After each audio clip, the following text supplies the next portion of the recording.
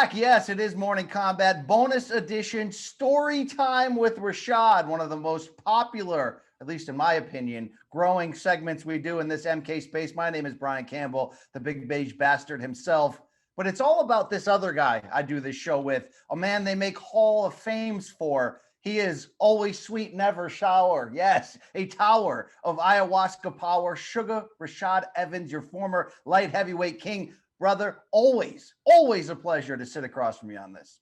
BC, it's good to be back, baby, and it's good to see you, my brother, man. It's good to see you. Let's get it cracking. Yeah, let's get this crap cracking, okay? Like the video, subscribe. You already know what you get from Morning Combat 3 days a week, live show, 11 a.m. Eastern. But it's this bonus stuff that keeps you coming back. This is episode 4 in a little series we do titled Storytime with Suga Rashad. It began on the old CBS Sports State of Combat podcast, RIP, but we continue it right here on YouTube. And today is a very interesting one as Rashad continues that unbeaten streak toward his first title shot, and this time a little bit of validation. UFC 78, they called it validation, and that pay-per-view card main event, Rashad Evans in the B side of the marquee, but not for long, against the great one, the Count, the fellow Hall of Famer Michael Bisping. Rashad, our site here, the Prudential Center, Newark, New Jersey, November 17th, 2007. Both you and Bisping, 28 years old. And for anybody that missed our last episode, you were fresh off a very interesting draw with Tito Ortiz, where you survived in advance to a certain degree, but that lingering criticism, can Rashad go the 3 hard 5 rounds, all that stuff still lingering. Can you sort of set the stage for us here, November 17th, 2007, where you are mentally, what's going on? Yeah, I just had a draw with Tito Ortiz, and the smoke was still settling from that. And, I got a chance to watch it and just hear the criticism all around. And it was hard for me because, for one, I built up the fight with so much trash talking and stuff like that. And it was really my first time I had to wear egg on my face, and that's never really fun. It's always an interesting process. So, once I wiped the egg off my face and just started to look at the film, I seen where I did good, but I also seen where I stumbled at and I could have done better. So I was just dead focused on just, righting those wrongs and really trying to never make that happen again. And then I got a call from Joe Silva. Well, here's what's interesting. Let's set the stage on how this match came together. Both fighters coming off questionable-ish fights where you had the draw with Tito. You had some good moments. You also had some moments you may have left that door open just a bit. You come away with a draw. Michael Bisping, fresh off a split decision against Matt Hamill, and it was the first time in Bisping's career it had gone to the scorecards. A lot of people were saying maybe he had lost that fight. But Rashad, if you remember correctly, you were not expected to fight Michael Bisping at UFC 78. From what I'm reading, thank you to Wikipedia, is there was talks about you rematching Tito in the main event and then Bisping rematching Matt Hamill in the co-main event. Do you remember what happened here with how this thing fell apart? Yeah, because when I first got the call, I was really excited. Joe Silva was like, you get a chance to fight, Tito. And I was like, get a chance to run it back. And I'm like, all right, cool. And that was supposed to be it. But then they called me a little bit later on and said that that wasn't going to be the case. I guess Tito was having some kind of back issues. Like, he has a struggle for back issues. So he wasn't going to be ready in time. And then he sold me like, I'm going to find you else, somebody else to fight.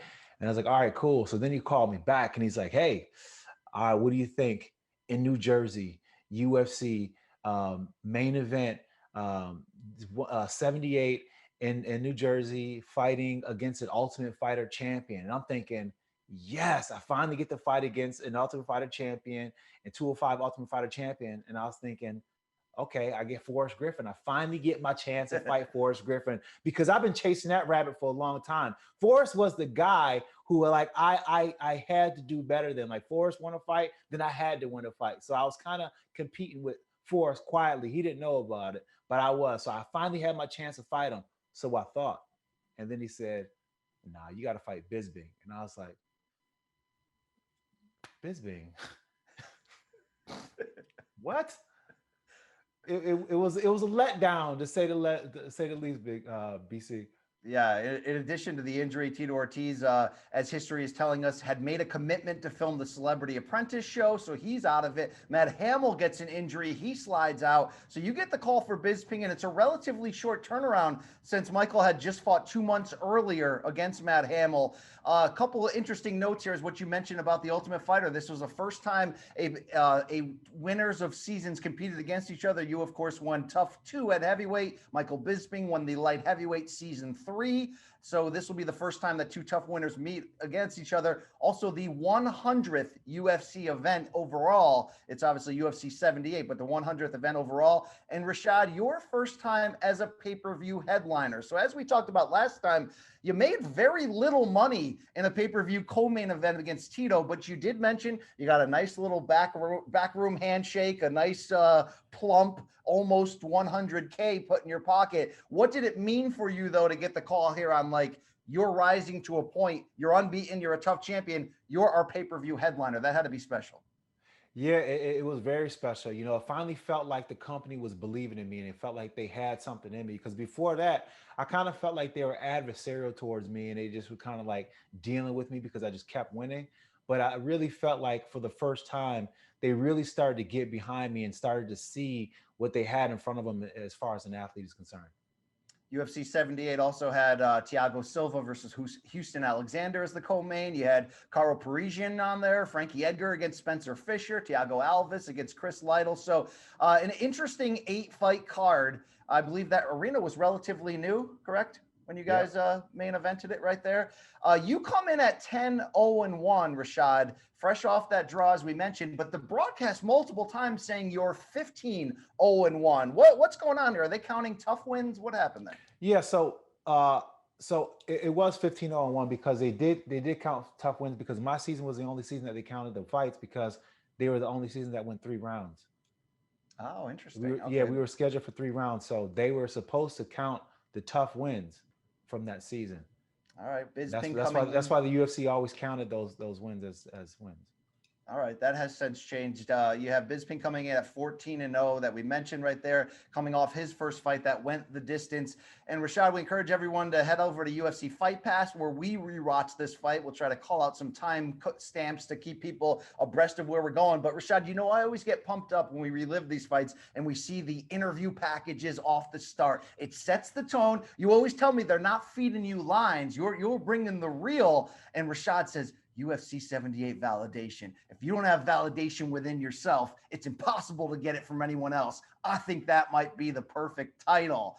A lot of talk in these packages about both of you coming off questionable situations, but as the interviews kept going, it got a little trash talky where Rashad finally goes, look, I'm going to go out there and fight my kind of fight. Anything can happen, but I feel like I am going to kick his ass. This is my octagon. I want to be champ. I want to step up and take the title. Bisping countering with, I'm coming for you, Rashad. I've got the greatest of respect for you. You're a gentleman, but on fight night, that is going out the window. We are going to go to war. Rashad, they referenced as you guys were getting set to walk to the cage that the weigh-in the day before was one of the first times you got really heated. I could not track down a video, but what happened during that?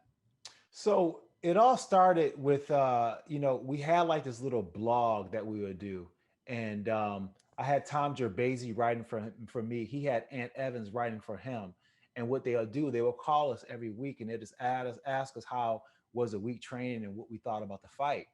And before too long, some words got said. And next thing you know, that whole, build up to the fight, weekly build up to the fight just became a whole a reason for us, a way for us, I guess, to trash talk to each other.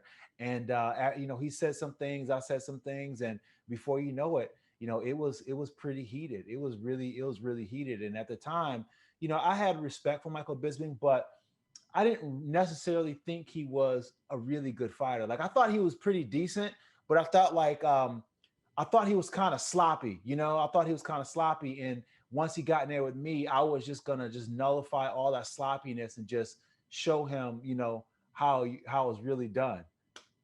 boy. And Goldie mentioned a quote that Bisping gave at the weigh-in the day before, where he said, "I've seen more aggression from my girlfriend when she hits January sales than what I've seen from Rashad." So very interesting right there. Joe Rogan was quick to counter that Michael might be a funny guy, but you don't want to wake the beast that is inside of Rashad. So Rashad, we close out these video packages with you looking into the camera. This is not funny guy Rashad. This is almost gangster Rashad going, "I'm going to beat the shit out of him, and I'm serious." So that got me fired up. We head to the ring walks. You're only 4 months removed from the Ortiz fight. And as you come, we've got a dubbed over music, which is what we get a lot on UFC Fight Pass because they don't retain the rights. They put some new metal bullshit as you're walking out. What did you walk out for in this fight? I came out to a song from a friend. It was called Famous. This guy named Reggie, he came out with a song called Famous using the old um, sample off of Fame. It was like one of those samples. I think that's David Bowie, I think it is, whoever. I don't really know off the top of my head, but that was the sample it was used from. But that was a song. Never really went nowhere, but it was cool at the time. All right. You walk out, Rashad. You're looking happy, not too intense, not too nervous, very loose. The graphic comes up, your strengths, Division I college wrestler, quick takedowns, solid ground and pound. And Rogan points out that even though you won the tough championship at heavyweight, you're now one of the smaller 205ers. And you mentioned how Ortiz had a huge strength advantage against you 4 months earlier. Were you confident that this was your right weight class coming off of that, where it was not easy to dominate Tito on the ground? Yeah, I felt like it was my weight class. I just felt like in that particular fight, I just didn't do what I could do. I didn't really felt like I was undersized by anybody. I felt as if like my size was kind of perfect because it allowed people to kind of overlook me, but at the same time, because I was shorter than them, it was easier for me to get underneath them. Goldberg gives you credit as a tremendous, tremendous athlete, which we hear a lot on your initial run. Can they just mention that you got a great fight IQ as well? Come on. They listen. They early UFC, they would never say those things. For some reason, back in those days, man, they just had a hard time saying that. Yo, this guy is a skilled martial artist. They couldn't say it. They couldn't say it no matter who I trained with, no matter what the people I trained with said about me. They just couldn't say that he was a good martial artist. Well, Joe Rogan had given Greg Jackson credit for transforming you from a wrestler to a dangerous mixed martial artist. He says the thing about Rashad is every time we see him fight, we see improvement. He's a tireless worker. And Rashad, everyone on Team Rashad, including you, wearing a Dragonfly sponsor. You've got red trunks. Everyone's got a black t-shirt. What was Dragonfly? What do you remember from that era? So Dragonfly was this, I guess, brand that was in California, Hollywood at the time, and it was taken off a little bit. It was kind of like Ed Hardy-ish. Remember Ed Hardy and Affliction? Remember that kind of style? It was like that. And I was supposed to like brand off and have my own line with the Dragonfly called Sugarfly, and it just never ended up happening. But I would say this though. They were supposed to make me the shorts, and this is probably the reason why it didn't happen. They were supposed to make me some shorts, and they fumbled the ball in that whole thing to the point where on fight week they were supposed to send the shorts, and they didn't do it. They didn't have the shorts ready for me, so my manager hit them up and was like, "Hey, where's the shorts at?" They had no idea nothing that we were talking about. So my manager had to go get a pair of shorts from had to go get like a pair of shorts from some local sports store and just put some patches on it. And those shorts were tight. If you go and look at those shorts, them joints with some straight booty splitters. Like I didn't have much mobility at all. And it was the kind of shorts that didn't have like the neoprene in it. So it didn't stretch at all. It was like super, super tight. Oh my gosh. It was booty splitters all night. Yeah, borderline John Stockton ball hugging shorts there. Rashad, why was Michael Bisping the A side? Do you remember that being an issue in your mind at all? Was he more popular at the time than you? I can't figure out why.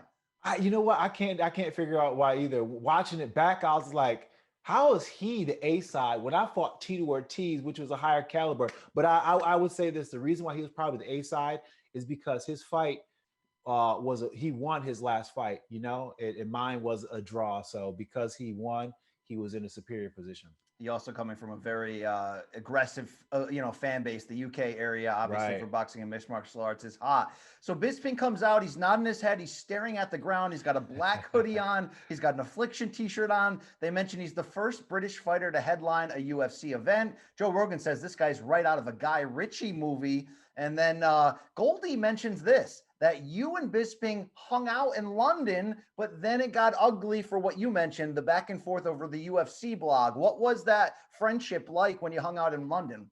It was pretty cool. We did a UFC Expo together in July of that year of 2017, and we had a good time together. We hung out every single day, ate meals together, drank together, partied together, all that kind of stuff.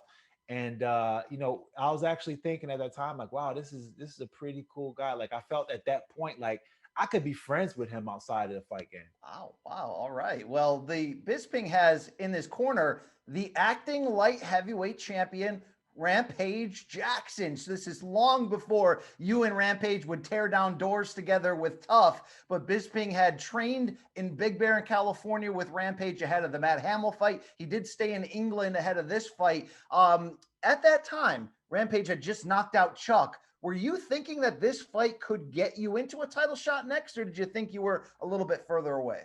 I felt like I was a bit further away, but at the same time, just having that interaction with Rampage there in Bisbing corner, it made me want to fight Rampage because while me and Bisbing was John, I could see Rampage saying something. Rampage is not gonna keep his mouth shut for nothing, so he will be John too. He'll say something, and I'll be like, oh, okay, he's gonna All get right. his too. Yeah, he had a giant leather, almost Affliction-like jacket on, which is so of the time in 2007. Everybody is dressed in so prime 2007. Joe Rogan with a tight sweater that shows off the muscles. He's got the giant watch, all that good stuff. Tail of the tape on the screen. Michael Bisping, 6'2", Rashad Evans, 5'11", and Bisping coming in with a 1-inch reach advantage. Both of you are 28 years old. Your referee, Dan Marigliata, and Rashad, this guy looking jacked as shit. Also very tan. It always rubbed me the wrong way when the referee looks like he can beat up the two guys in the fight. That's just me talking. Okay?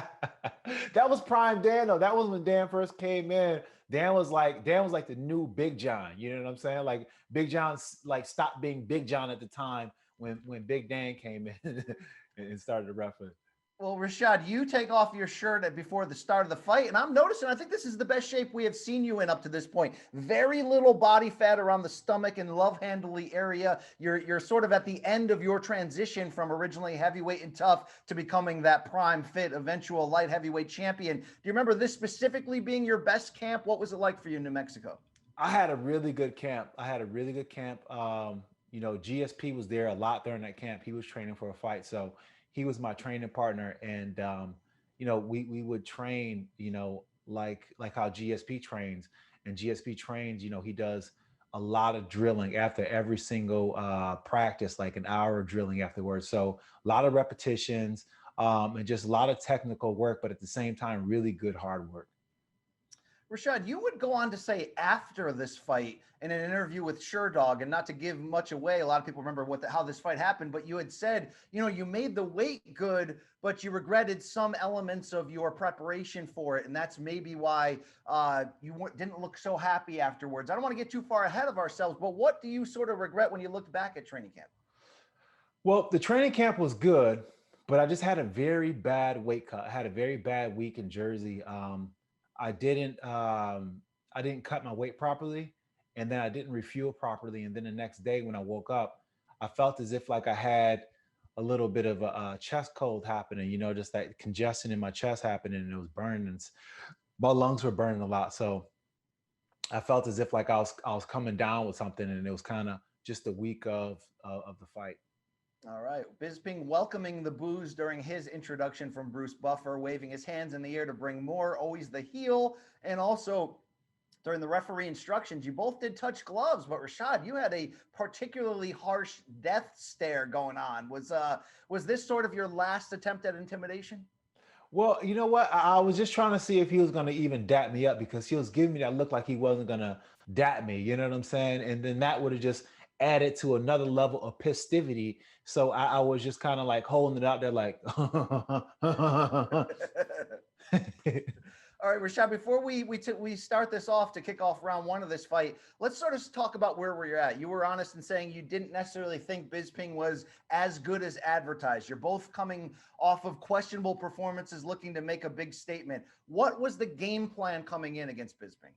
Well, after watching the Matt Hamill fight, the game plan was clear. Take him down a million times and just pretty much have his way, have my way with him.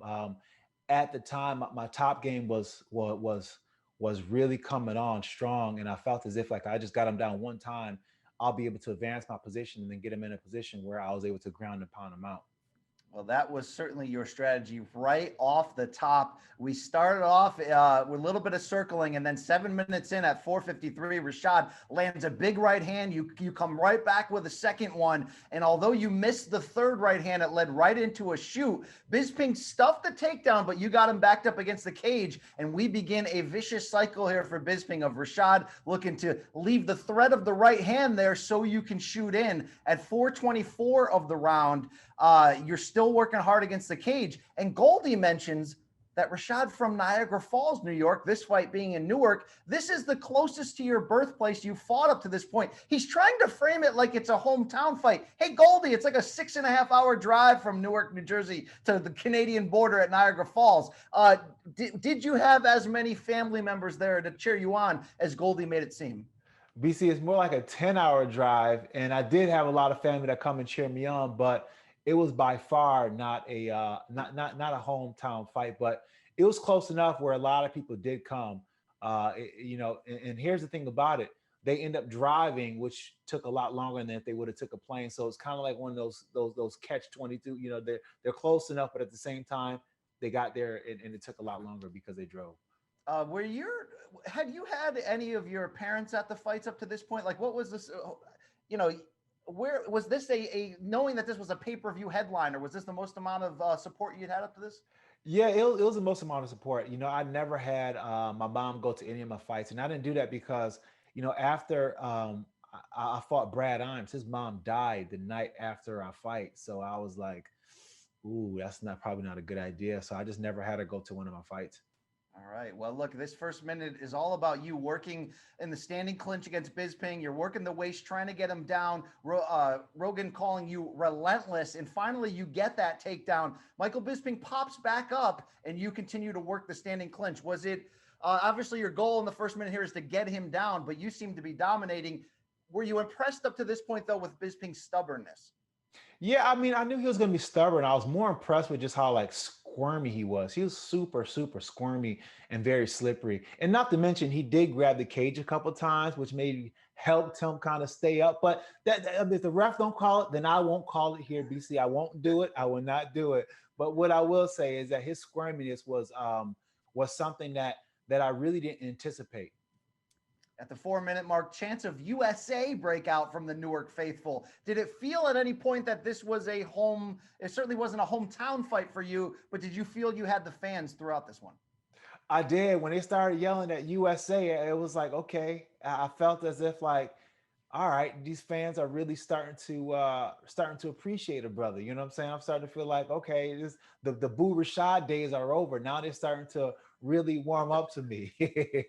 Well, at 3:40 of the first round, you land two right hands from the clinch. You shoot for another takedown. Michael Bisping backs up to the cage. He's doing a decent job of stuffing it, but you are all over him. We stay into that standing clinch, though, until 3 minutes and 19 seconds when Maragliata breaks you up. Right off of that breakup, though, Rashad, you explode. Two quick right hands again. You shoot in, and it's just all Rashad early up to this point. Even if you're not manhandling him on the ground, you are the aggressor, and that right hand is a big part of your early success. Yeah, we wanted to put that pressure on him. We felt as if like we put that pressure on him, whether it be from the punches or the shots, one of them was going to find a mark. Greg Jackson's hallmark to how he got us to be so successful was he always wanted to put our opponents on what he called the horns of dilemma, meaning the fact that they can't make a right choice. They're between a rock and a hard place. They either decide to block the punches or take the takedown or stop the takedown and take the punches. Either way, they can't win. So that's what we always try to do. And that was what I tried to keep Bisping in. 3 minutes of the first round. Bisping very comfortable despite his back to the cage. He gets you in that plum, the Muay Thai clinch for the first time. You react by jumping out. That opens up a knee to the leg, but the crowd begins to boo about 10 seconds later. You're controlling, but there's not a lot of action going on. Joe Rogan starts to praise Bisping's takedown defense. And finally at 2:31, you break free. You swing for the fences and you just barely touch him with that right hand. It was an interesting situation where you took a step back. Bisping's hands went down, and I felt like if that punch landed, the fight would have been over. Joe Rogan saying it showed a hole in Michael Bisping's stand-up game that you may be able to exploit later. Do you feel like you just missed your Sunday punch on that one? I did, and I seen it because one thing that Bisping always did, and which got him caught by Dan Henderson, was he'll pull out and he'll pull out long like this, and he'll circle right into your power side. You know what I'm saying? He'll pull his head out and he'll pull it out long with his hands down, and he'll go right into your power side. And if you can time it right, you can loop and catch him with an overhand right. And that's what I was trying to do, and that's what I was feeling, but I just couldn't get his little squirrely ass. Well, Rashad shoots again, gets another takedown. This time you're able to hold him down for the first time. You mount up and land a nice right hand haymaker. You pass guard, you get side control. It is all Rashad Evans here. You hold him for another minute. At 1:30, Bisping does some nice transitioning from the bottom. He escapes, he stands up, and now we continue working from the standing clinch. Joe Rogan says this has got to give Michael Bisping some confidence, though. Even though his back was to the ground, he's able to avoid any kind of serious ground and pound. Rashad, this is where I'm going to have to begin to give Michael Bisping a lot of credit. And I have to be honest and say, historically, I've underrated him. I thought he was an overrated fighter. I know he did have that upset victory over Luke Rockhold to win the championship late in his career, sort of put that final validation on everything he had done. But you watch this fight closely and you experienced it firsthand. Man, him on his back, a lot of really sneaky good skills he's doing to never put himself in any kind of crazy danger. Yeah, he really did a good job on like in all those positions. I really put a lot of pressure on him. But my biggest mistake was the fact that, in that half guard position, I kept allowing his right arm to stay behind my right arm, and it didn't allow me to reach back. What I should have done is I should have grabbed his head and anchored myself around his head, and I would have been able to secure that position more tightly. But because he was able to get on the other side of my right arm, I couldn't. I was always forced to just kind of hip him down to keep him down. But keeping him down with my hip was not strong enough to him for him because he was so good at scrambling, and it seemed like all he needed was just a little bit of movement, and then he can scramble the rest of the way up. Yeah, Bisping not known for his ground game by far at this point. In fact, it had been something that he was criticized for in that Hamill fight, but he's doing very well defensively. We're on our feet again about a minute to go in the round. Bisping once again gets that Muay Thai clinch, hits you with a knee, but Rashad, I got to give you a lot of credit. Anytime he landed something big, you responded right away. A big-time uppercut, then a short elbow from the clinch. Were you that type of fighter at this point where anytime you get hurt, it sort of pisses you off where you want to answer back right away? Yeah, man. I mean, that was what came from being in the gym at Jackson's. Training with Keith Jardine, Nate Marquardt, and George St. Pierre. We were always competing at such an even level with each other. You cannot let any. We always had to respond no matter what happened. Under a minute to go, you are just relentless here. You take Bisping down again, move to side control. You land your first real flush shot from that top position. You land that right hand early, but you got a nice little short elbow. With 10 seconds to go, you nearly get full mount. You land one more right hand before the horn. And at that moment, as you are on top of Bisping, as rewatching this, I'm going, damn, Rashad is on fire. But Rashad, the second you stood up, though, and I saw the deep breath that you took, I was getting a little nervous, like you might have shot the wad a little bit. Let's be honest here. Did you go too hard in that opening round? I went really hard that opening round, went for a lot of shots, and that's what it was. It was just the amount of shots that I took, and then not for nothing, scrambling inside the guard once I had him down was also a very taxing thing when it comes to cardio. But one thing I would say though, that arena is a hockey arena. The Prudential Center was a hockey arena, and in order to keep the ice cold or in order to keep the ice frozen, they have to keep the building kind of cold. So it was very, very cold in there. So not only was I feeling it in my lungs, I was feeling like I was kind of sick, but then I had to breathe in that cold air. And if you ever ran in snow or when it's cold outside, it feels like you're breathing in needles. You know what I'm saying? That's Oh what it yeah. felt like when I was breathing in. So after that first round, I'm just like, I go back to the corner. I'm just like, yo, my lungs are on fire. I can't breathe. And Greg Jackson's like, okay, come on. We got him. We got to keep on going. We need more takedowns like that. And I'm just like, Well, you I'm look, to like, be honest, you look a little worried on the stool there. You look tired. Jackson yells deep breath into your face. He goes, "You've got 10 more minutes. Can you give me 10 more minutes?" No response from Rashad. He goes, "Come on, deep breath." But then we show Bisping. And look, Bisping was doing the old rounds. But Rashad, he's he's breathing pretty heavy too. I mean, he is sucking some serious wind. So do you feel like that sort of debate of, man, I may have tired myself out, but I also took out a ton of him, was worth it? yeah, I felt it was worth it because I knew he was tired, and I felt that he was tired. I felt that just by the way that he was reacting. You know, when he was on his heels a lot, and he wasn't so offensive, and he didn't have the same bounce in his jab as he did in earlier in the fight. So I felt as if like it was getting him tired, but it got me a lot more tired than I expected. Like I like going into that fight, I felt as if like I was in the absolute best shape of my life, and there was no way in hell I was going to get tired by any means. All right. You 10-9 round easy for Rashad. Not enough damage on the ground to get the 10-8, but a clear domination from my standpoint. Judges agreed. Crowd shot of Keith Jardine, your teammate, decked out in dragonfly wear, gives a pretty hefty fist bump. Rashad, he was fresh off at that time the split decision win over Chuck Liddell. So this is prime Keith Jardine. I know you'd fought in the Ultimate Fighter season. And by the way, if anyone forgot how good that fight was, go back and watch it. A lot of back and forth. I know he's a heavy training partner. Was there any thought that you may have to fight him again because you both were legitimate title contenders at this point?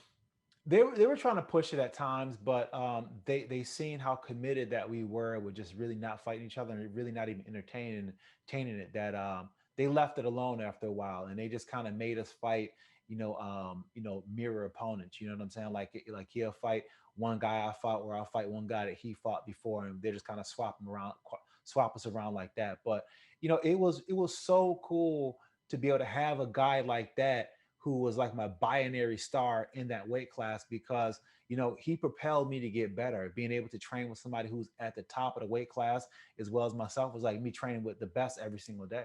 Yeah, I mean, he was world class. That victory over Chuck Liddell, he was crafty, he was tricky, he was tough as balls, and he always looks, the Dean Amin always looks like a badass as well. All right, the first round domination continuing here off the start. Bisping misses a front kick to the chest, and at 10 seconds in, you land two right hands, you get a takedown attempt. Although Bisping blocked it, you lift the count up and you slam him down. And Rashad, maybe for the second time after those USA chants early, the Newark crowd popping big to that takedown. Rashad in full control here earlier in round two. That was what I was trying to get this whole time. I just wanted a nice clean takedown, get him up off the ground, let him see how far he was going to fall, and then drop him down. Just to let him know what I'm capable of, let him know the strength that I had, and then let him know that even though I had a really hard first round and I was a little bit gassed and tired, I still had more energy for him the second round. 30 seconds into round two, Joe Rogan warning that Rashad does need to be careful because Michael Bisping has a few tricky submission attempts off of his back. Although he never got you into any at that point. Look, you're a growing fighter. You had a lot of early success in UFC where you're learning on the job. Were you wary at all? Was that part of your training to be aware of getting yourself trapped on the ground at all?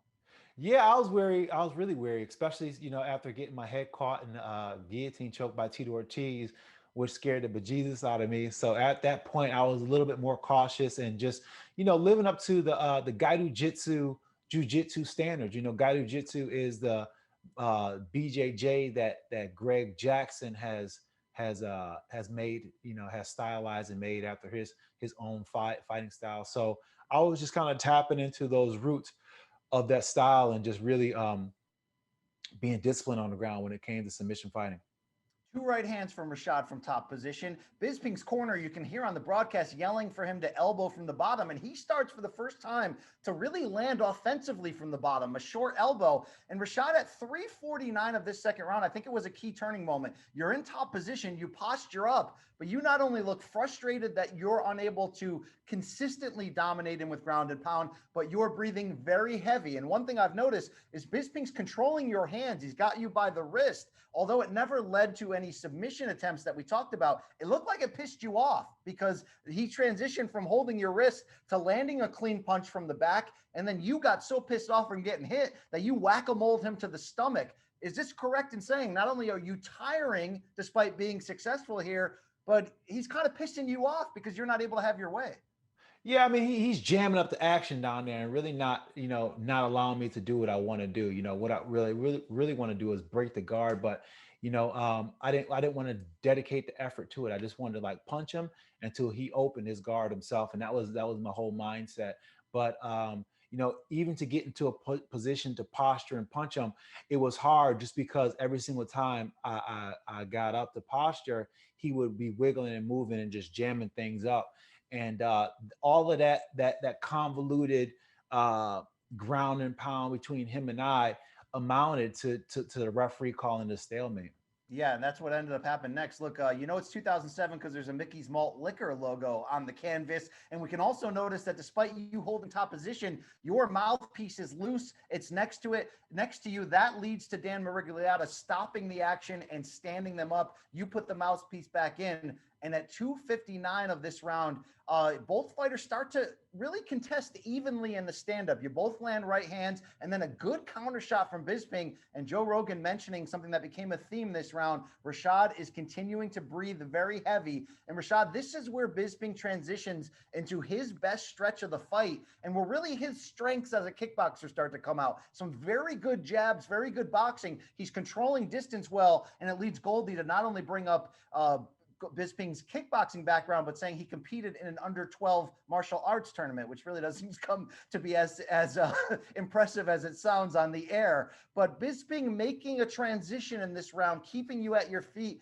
I think you're too exhausted to shoot right here, Rashad. At 2:19, we have another key moment. Lead left hook lands from a very comfortable Bisping, but here is where you avoid getting into any real trouble. You sort of stem the tide of Bisping's run by countering with another hard flush right hand to sort of slow it down. I feel like you're doing just enough to avoid anything bad happening, Rashad, but you are getting outworked in this stretch.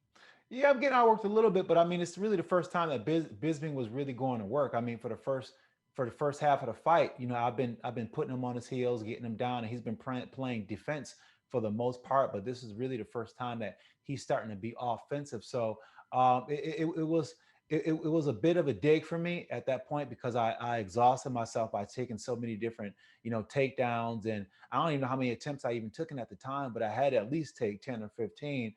And some got through and just a lot were stuff, but at the same time just trying to push that pressure forward and trying to get somebody down it was very hard. And he started to come on at the later half of that second round, so I really had to dig deep and stop looking for the shot, but just kind of try to find a home for my ones and twos. Now, your right hand had been key, as I mentioned, to sort of stop him from completely taking over at any point. Obviously, your right hand had become a major threat. I mean, look, the Chuck Liddell knockout is insane. You used your right hand to win the championship. Were you a believer at this point that you had a weapon that could, no one could really match in the sport, that you were a legit knockout threat? Because let's not forget, Rashad, in this journey, it was questioned in your early rise whether you had legit top end power. I felt that I had it, but I really wasn't a believer. And you're not really a believer until you see it at work, until you see evidence of it. You know what I'm saying? In a real life situation, I had some good knocks in practice where I caught people, but for the most part, it was nothing that gave me that overall confidence that I would eventually have from seeing it in full display when I fought Chuck. And to say somebody has power, Rashad, it can be a couple different things. There's heavy-handedness, there's natural strength, but it's how much of it is technique in terms of you growing into it. I mean, obviously confidence a big part too. How much is all of that come together to sort of make the idea of somebody having power? Well, a lot of it is technique. It's about you know, how the body mechanics are, and where you are, where your feet is placed, how you're twisting your hips, you know, what your legs are doing. All of that matters when it comes to delivering that powerful punch and that torque on that punch. And it felt as if like I did have a pretty good punch, but after watching that video, I see why I didn't land with enough to really do anything substantial. Because when I was throwing those punches, a lot of times if you watch the film, like my back foot was moving. You know what I'm saying? Even though I was catching them, I didn't have anything planted when I was really hitting them, so it wasn't really anything to drive from the floor up into the target. So I was kind of missing the connection on my feet and my hand placement once I connected. Last 2 minutes of the second round are fantastic in terms of the back and forth. You block a pretty serious head kick from Bisping. Rogan's still going on and on about how your mouth is wide open, but you're competent there. You land another good right hand at 205. At 153, you're trading right hands. Bisping stuffs what looked like a half-hearted takedown attempt from you just to show him that the threat is still there. And then we get an outside leg kick from Bisping at 139, in which Rogan goes, wow, very nice. Rashad, obviously the calf kick is becoming in 2021 a thing that's very in vogue. We didn't see it a lot in this fight. Bisping, the only one doing it a couple times here and there. Was that a game changer at all? Did that alter your strategy when you got hit with that? Nah, I didn't even really even pay any attention to it, to be honest, because it really wasn't substantial. He wasn't consistent enough with it. He threw a pretty decent body kick, and I caught it, and I was able to take him down with it early in the first round. But that was really about it.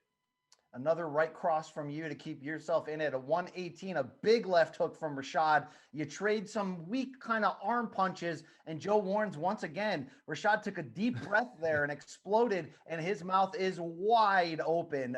We go to 1 minute left. A right hand from Bisping. You guys get into a clinch. He's trying to get the Muay Thai clinch on you. He's got the plum. He gets a knee to the body. Rashad, that looked like a flush one. You remember that taking any air out of the tank? It was a flush knee. It didn't take too much air out of the tank, but it was one where I was like, I definitely don't want to get hit with one of those again. I mean, he was able to. That's the thing about Bisping. He was able to fit in just the right combination when he felt me just lax for 1 second, you know, and that kept me on my toes a bit. This round still feels like it's a little bit up for grabs entering the final minute. Bisping maybe got the more consistent striking. I think you had landed the bigger shots. You had gotten more takedowns up to this point. Another knee from Bisping with under a minute to go. You shoot in, but you get stuffed. And Rogan, once again, man, Rashad is using up a lot of energy. On the rewatch, Rashad, you getting pissed off at all during this? Yeah, I get pissed off, man. I'm just like, come on, like it's a fight, man. It's a fight. Like I'm taking 100 shots. I'm throwing everything I got. I'm walking this guy down. You know, I'm doing everything I can to bring the fight. Of course, my mouth is gonna be open. If my mouth isn't open at this point after everything that I've done, then I'm not even working hard. You know what I'm saying? Like it's hard to keep your mouth closed and take 100 shots, land 100 punches, and just be like this the whole time. That's not realistic, man. That's not realistic. And not to mention, to not make excuses, but I had a little congestion in my nasal cavity, so I couldn't even breathe out my nose if I wanted to. But I was mad tired, though. I got to give it to them. They were right about that. I was crazy tired, man. Full circle right there. You're like, I was mad, but they were right. 25 seconds to go.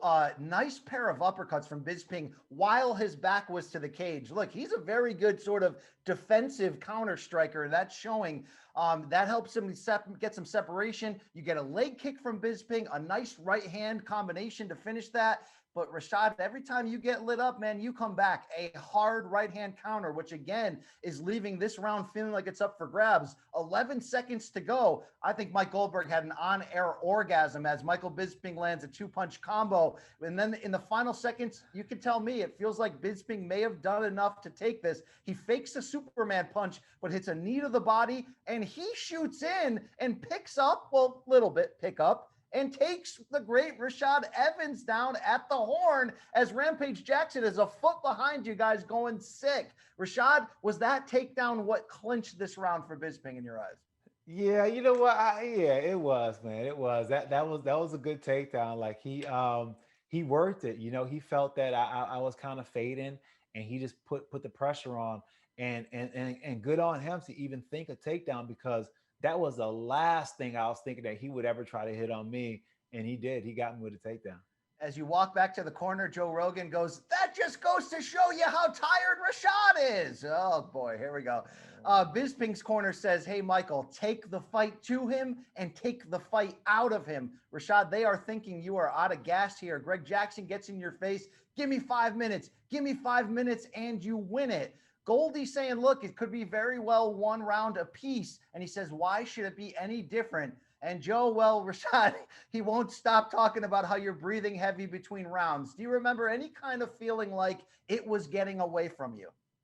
I just remember feeling very tired, and I'm just remember sitting on a stool, and Greg Jackson's talking about, "Do you have 5 more minutes?" And I'm just like ready to lose my bowels on the stool, like I'm ready to piss myself. I'm so tired, and I can't breathe. And he's asking, "Do I have 5 more minutes left?" And I'm just looking at this dude like, "Oh my gosh, yeah, I got no choice at this point, Greg. I got no choice. Of course, I got 5 minutes in me."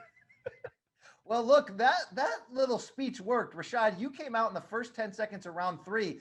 You landed punches that were quicker and powerful than anything you had thrown since the beginning of the fight. Nice little piece of boxing from you, a right hand, a big left hook. Bisping counters 10 seconds later. You're trading punches, and Goldie goes, "Who will engage first?"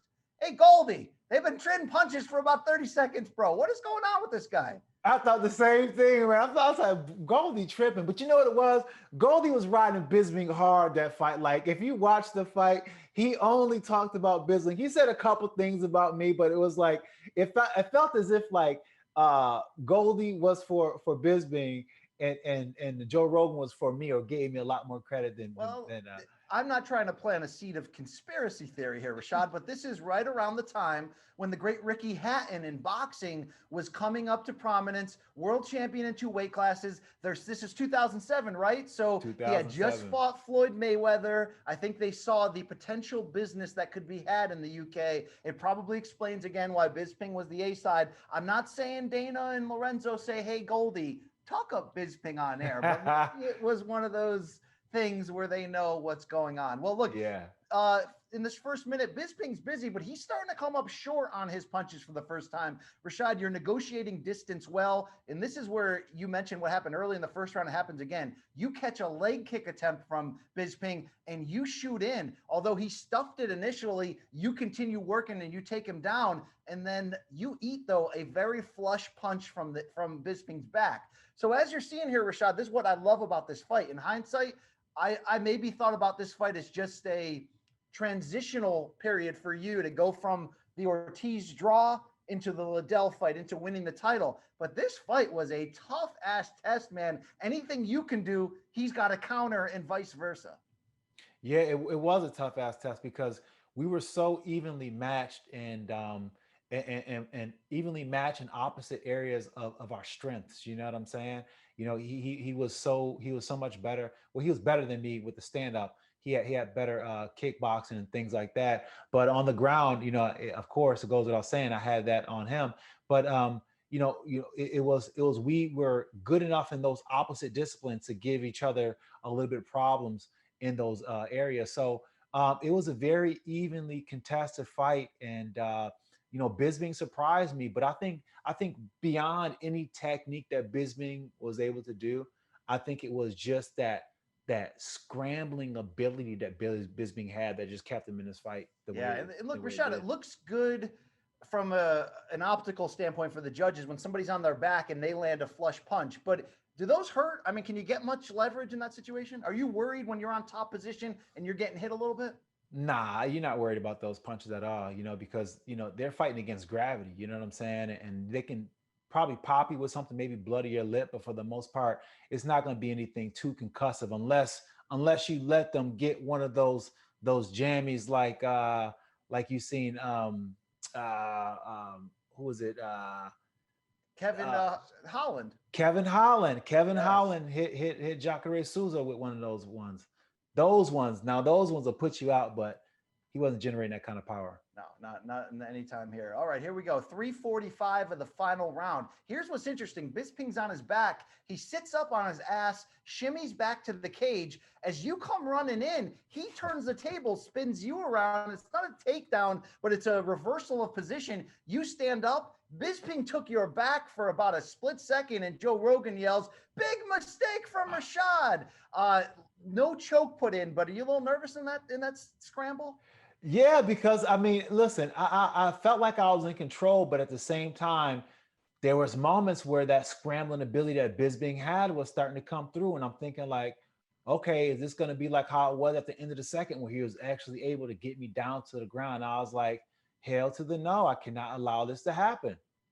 Under 3 minutes to go. Both guys looking a little gassed. You're both missing wild punches, going for something big. Goldie reminding us that this fight can be determined by what happens in the next 2 minutes. At 2:17, a big right hand from Rashad. It was a two-punch combo, a nice 1-2. You land another right cross. You shoot for a successful takedown. And here's where Goldie is turning the tide here. This fight might be slipping away from the hands of Michael Bisping. Yes. At 134, though, Bisping works free and he stands up. And Joe reminding us, Rashad must be exhausted. Bisping needs to pour it on now. You guys trade some leg strikes, another leg kick from Michael, a right cross from Rashad. Both really busy now in this final minute, which I like to see because you guys look gassed a minute before. From what you can remember, do you feel good at this point? Do you feel like you still have to win this final round? What are you feeling?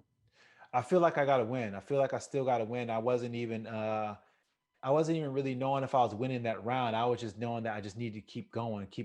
And I was gassed, but I was like, I gotta go until I hear that bell. And I just wanted to keep him on his heels the whole entire round. Bisping stuffs a takedown attempt from you at 52 seconds. He lands two right hands as you're on your knees after he sprawled you.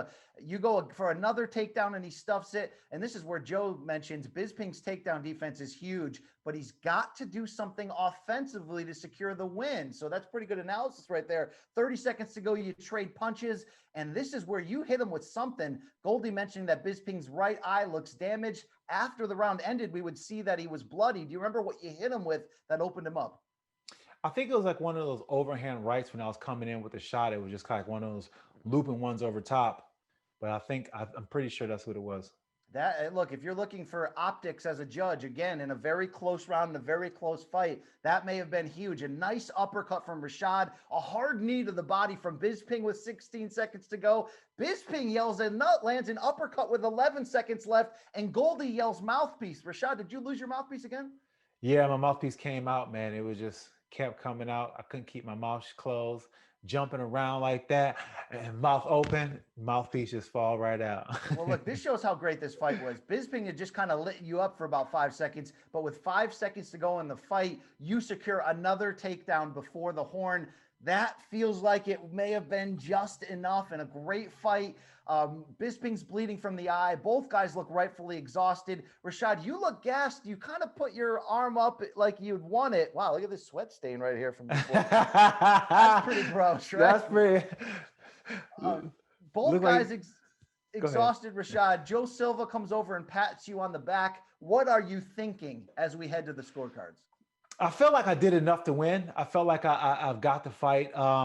Just the takedowns. I felt like I've put a takedown clinic on him. You know what I'm saying? I felt like I was going for a bunch of takedowns, hit him with some pretty good punches. And, I felt like for the most part, he was able to land some counters. But when it came to leading the action, I felt like I led the action. Everyone's happy as we await the scorecards, Rashad, except for you. Okay, I'm going to be honest about that. Joe Rogan saying, "Great fight, very tough to score." Dana comes over and shakes your hand, and in his very prime 2007, Dana goes, "Fucking great fight, kid. Great fucking fight." And you kind of no sell him, no love, no hug. You embrace Bisping. You tell him, "Great job, man. That's probably the happiest we've seen you." Dana goes over to Bisping, "Good fight, really good fight." But then he turns around and goes to Greg Jackson and goes, "Great fucking fight." So I think Dana believes that you've won this, Rashad. Yeah. I mean, I felt like he thought I won the fight. Dana always had like a little secret love for me, man. You know what I'm saying? He wouldn't let me know how much he was feeling me, but he kind of liked me. Dana used to love me, man, a little bit. But go ahead. No, you finish it.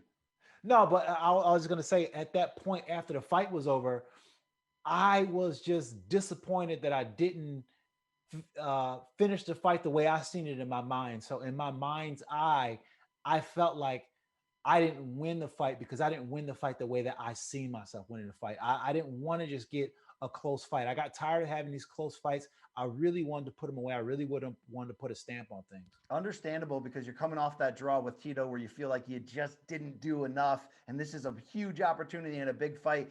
To your point earlier, right before the scores were announced, Murgliata comes over to Bisping and goes, "You grabbed the fence, didn't you?" I saw that. He may have saw it. He didn't call it, though. Well, I mean, well, first of all, he grabbed the fence 3 times and he said something about don't grab this fence and he didn't call it. He didn't give him one penalty. But you know what, Dan? We cool. I'm not complaining about nothing. I needed that fight. I needed to fight just the way it happened, even though you didn't call it. But I mean, it's all good, man. It's all good. As Bruce Buffer enters the cage, Dana takes a little peek at the scorecards. And Rashad, you put on a white Assassin's Creed, the video game hat. Let's be honest here. Have you ever played Assassin's Creed? Assassin's Creed used to be my jam, man. Oh. That used to be my jam. I used to be a gamer back in the day. Back in the day, I used to play all the Assassin's Creed. That's the game I will buy myself. I used to love Assassin's Creed. All right, we head to the scorecards: 29-28 Evans, 29-28 Bisping, and 29-28 Rashad Evans. A split decision win. The biggest of your career, maybe separate from winning the Ultimate Fighter tournament. But you don't look happy at all. We go to the interview with Joe Rogan. You say, "I felt it went in my favor, but I got to give credit to Bisping. He came out here. He fought a great fight. My hat is off to him. It started off at some hype between us, and at some point it did get personal, but this fight squashed that beef, and we remain professional." Rashad, you say that you controlled the pace of the fight, and it's the takedowns that got you the win. And then tell me what's going on here. You're exhausted. It's obvious you're a little upset that you didn't put a stamp on this fight, and you break out a white piece of paper and you're stumbling through reading your sponsors. There's a bunch of nutrition companies. You don't look happy to be here at all.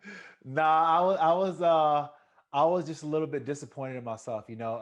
Here's the thing, man. Like all through camp, I just knew I was going to destroy this guy, and to make matters worse, everybody that I trained with just knew I was going to destroy this guy. So every day, everybody's, "Oh, you're going to kill this guy. You're going to kill this guy. You're looking so good. You're looking so good." And then to have a performance where I didn't finish him, it was kind of like, dang, did I let everybody down, And not to mention, not only did I feel like that, I just really wasn't feeling my physical best. I just didn't feel good. I was kind of feeling like I was, bit under the weather at the time. And I was just like, man, like, why was that harder than it should have been, And I felt at that point, like, even though I did win, I felt like I needed to get a lot better, because a guy like Michael Bisping, we can't be having split decisions. And at that point, I'm like, I need to recalibrate myself and really start taking things serious if I want to get to the next level. That's what I felt like after I beat Michael Bisping. That's crazy, look, man. To be honest, Rashad, we didn't know at that point. And again, I'm telling you, I was a late believer in Bisping. We didn't know that he was going to be a Hall of Fame fighter. He looked for a lot of his career as a guy who could is a well-rounded fighter, has a lot of really great attributes, but couldn't win the big one. Anytime he'd put 3-4 wins together and stepped up to another level, he would lose. So I can understand your thinking in that moment. And to be honest, even though I thought you rightfully won 2-1, I almost feel like Bisping was the moral winner of this fight, because, or not moral, what term am I using? I mean, there's like a moral victory, because he lost the fight, but he neutralized a lot of what you do very well. And I think this was a little bit of a coming out party for him in terms of validation. He said that afterwards. He said people were saying I didn't deserve to be in there with Rashad, and that I wasn't particularly good, but I think I proved that I was tonight.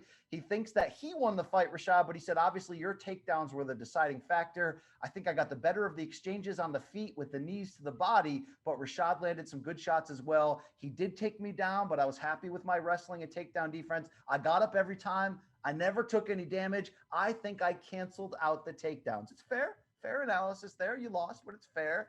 Rashad, after the fight ends, you go back to the locker room. You do a quick 2-minute interview with Sherdog that I found on YouTube. And you said you were thinking, oh man, it's going to happen again when the scorecards were read. He's going to get another split decision that he doesn't deserve. You thought you won all 3 rounds. And maybe you thought because you looked fatigued, that's why the judges scored at least one scorecard in his favor. Yeah, I won all 3 rounds. I mean, I thought at the time like he did get up in the second round and he did kind of was able to fight back a little bit, but it still didn't stop what was happening for the majority of the round. But after rewatching it again, I clearly see, I definitely would have gave him the second round. I could have definitely seen him winning the second round. But I felt like I won the other two.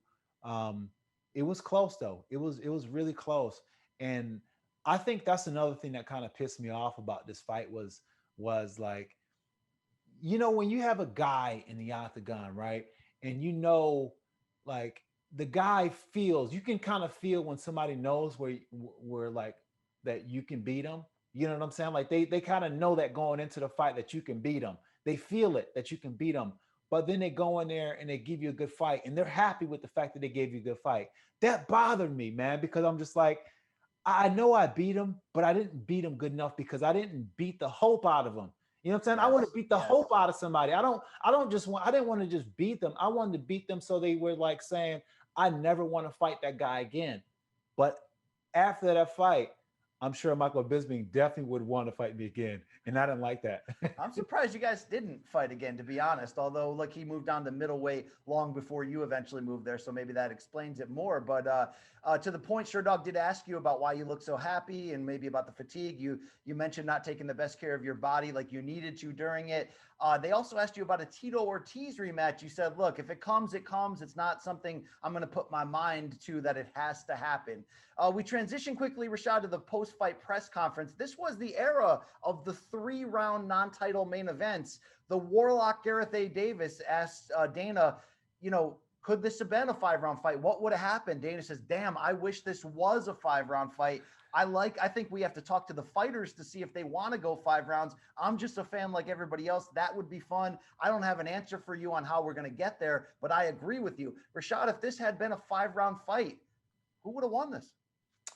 I don't know. That's a really good question, to be honest, because um, I was able to push the pace that third round and secure the final takedown, but I was done. I was like, I felt as if like I was really really hurting at the end of that fight, and I don't know. I really don't know. I definitely like to believe that I would have been able to do so, but Michael Bisping is one of those fighters that, if I'm being honest with myself, he really warms up in those fourth and fifth rounds. That's sometimes you get your best Bisping after watching him in the middleweight weight class and become the legend that we know today, and the Hall of Famer that we know today. He secured a lot of his victories in the fourth and fifth round. So it would have been tough. It would have been really tough for me to get the decision if it would have went to 5 rounds. It would Dana have been a tough reveals fight. at the press conference, Rashad, that he got death threats and people accusing him of fixing the fights after Bisping survived with the decision against Matt Hamill, which was interesting. He says a lot of people still don't understand how this sport works, but this was a chess match tonight. Rashad, they bring the microphone to you. You say that's probably the best Bisping that has ever fought, but I think I did make a statement against him. And you were asked again why you look so down. You said, I hold high standards for myself, and I feel like I didn't live up to my potential. And then Dana gets asked this. They go, hey, Dana, what's next here? What's going to be the next title shot for Rampage? Could we see Chuck against Rashad next? And Dana responds with, Rampage is out for a little while with an injury. We got some plans for Chuck, but we can't talk about him yet. We got some plans for him, but it won't be Rashad. And to give you a full clearance on what happened, Chuck was coming off the previous month the split decision loss to Jardine, which of course he got knocked out the fight before by Rampage. These secret plans that he talked about were just 1 month after this fight when Chuck fought Wanderlei Silva at Oh UFC yeah. 79, one of the best action fights in modern history. Chuck got the win. It was the last win of Liddell's professional career. And Rashad, you would fight him 1 year later, which would be your next fight, which would be the beginning of all things the Sugar Man taking over the sport. Yeah, man, that was an exciting time, man. Even to be able to mention the conversation of a Chuck Liddell at the time, and rightfully so, or even be in a conversation of people thinking that I can compete at the level was huge for me. I mean, you're talking about a guy from Niagara Falls who who was always undersized, and no one really gave a chance to even make it as far as I did in the UFC, and now was one of the top athletes in the weight class where he's undersized. So it was huge for me to finally be mentioned in a conversation, and that's where I felt like, even though I didn't win the fight the way I seen it, I still was getting the respect that I felt like I deserved. Rashad, the New Jersey State Athletic Commission refused to release the purses after the fight, but Bisping's purse did come out years later when his former manager sued him. They went to court, the books were opened up. Michael Bisping made $212,000 for this pay-per-view main event. Do you recall at all what you made? And let's remind people that you made something like what, 16,000 on paper against Tito Ortiz the fight before? Yeah, well, I didn't. I think I got a backroom bonus that kind of evened me out to that amount. But on paper, what I got was maybe I think at that time I was at 40 and 40 or something like that. So 80, Man, 80 on. this, we're talking about a pay-per-view headliner here, Rashad. Can we get you a Yeah, couple hundred thousand, please? I know, but I mean, that's how it was back in the day. Like, they would they they didn't, until your contract was over, you were still on under that tough contract, and I was still under a tough contract. I didn't know if Bisbing got out of that tough contract, but I was still under the tough contract for a while. The total gate 2.1 million for the UFC. And Rashad, this turned out, although it doesn't go down as a game-breaking pay-per-view, UFC 78 doing 400,000 buys. I mean, if that happened today, that's considered a pretty big win. I know it may not equal the Lesnar or GSP or Silva numbers from this same era, but Rashad Evans proving, along with another marketable fighter next to him, that you could sell. And obviously you'd go on to do a million in the Forrest Griffin fight. You did a million point zero five in the Rampage fight, 700 against John Jones. But I think this was an announcement that Rashad Evans is a brand here. Yeah, I think so, and I felt like the UFC were definitely getting behind me, and they seen the value in me, and they finally were starting to understand how to market me and get me to, the fans that really wanted to pay to see me. All right, Rashad, you would go on to be a colleague of Michael Bisping, and you still sort of are today. First with Fox Sports, now with ESPN, and you specifically with Fox sat next to him a lot on that desk. What has been the friendship, the banter like through the years from this first fight? You got to give us something here. Yeah, we talk about it. He talks about his one takedown he had on me, and then there was almost an opportunity where we were going to fight again later on in our careers, like towards the end. It's going to be like a final fight for the both of us, but it didn't end up happening for whatever reason. But even during that time, it would have been exciting to fight Michael Bisping, because at that point we became such good friends. We just, I can call him and joke about it and whatnot. And we would we spend a lot of time together at Fox. We trained together a couple times at Jay Glazer's gym, at Unbreakable, and just, we got to really know each other. And after getting to know him, it's kind of crazy, because he actually became one of my favorite people in the sport. Michael Bisping is one of the guys that I truly like a lot in the sport. He's a good guy that inside and outside the cage. And now that we're on this side of it, not competing against each other, he's even better. We have a great time every single time we see each other. Rashad, this win would open up huge doors from you as we're going to continue this series. We're going to get into the Chuck Liddell fight, the Forrest Griffin fight to win the championship, the Machida fight when the Machida era broke out for one night. But Rashad, you've beaten plenty of Hall of Famers in your run. Dan Henderson, Chael Sonnen, Rampage Jackson, Tito Ortiz, Forrest Griffin, as we mentioned, Chuck Liddell. Where does the Bisping win in retrospect, as you look back now on your Hall of Fame run? What does this victory mean to you? I would say it's probably right up there at the top. And I say that because had not been for this win right here, I wouldn't have probably been able to do what I've done in the rest of my career. This was fundamental for me, because, you take two athletes who are going in the same direction, and, this meant him going in his trajectory that he went in, and me going in the trajectory that I went in. You know, for him, it meant for him going down in a weight class. You know, I think around after this time, he realized that he wasn't a 205 anymore. He didn't want to, you know, cut that, you know, he didn't want to be outside or wrestled by somebody because he felt like they were bigger. So he decided to drop down to 185, and I decided to just kind of keep pursuing that 205. But it was a huge fight. It was a really huge fight for me, and it was a fight that was a very tough fight. And those are the fights that you grow the most, the ones that you don't expect, the one that's just like, oh my gosh, I didn't fool around and got myself in one hell of a fight, and I didn't expect it. Now I got to dig deep. And now the fight becomes about fighting yourself and fighting the feeling that you want to, you know, the feeling of wanting to give in, the feeling of wanting to just stop and just be like, you know what, I'm gonna keep on going balls to the wall. Can't wait to get into the next chapter. The shot heard round the world when you knocked out the great Chuck Liddell. A lot more.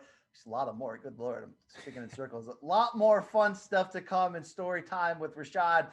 Please like and subscribe to the video. So much fun stuff we're doing in Morning Combat, 3 times live a week. A lot of fun bonus content going on. Rashad Evans, it's always a pleasure of mine to relive the great journey of the Hall of Fame career with you.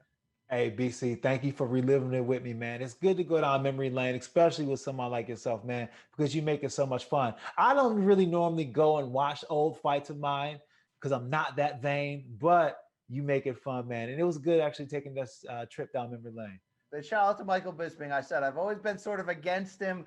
Looking back, man, he's the real thing. He's the real deal. He's a real fighter, and he put up a great fight in this one, a classic fight, a pay-per-view main event. For the great Rashad Evans, it is your boy BC. We'll be back again, but until then, we've only got 2 words to leave you with. Rashad, you want to do the business? Yeah, we out.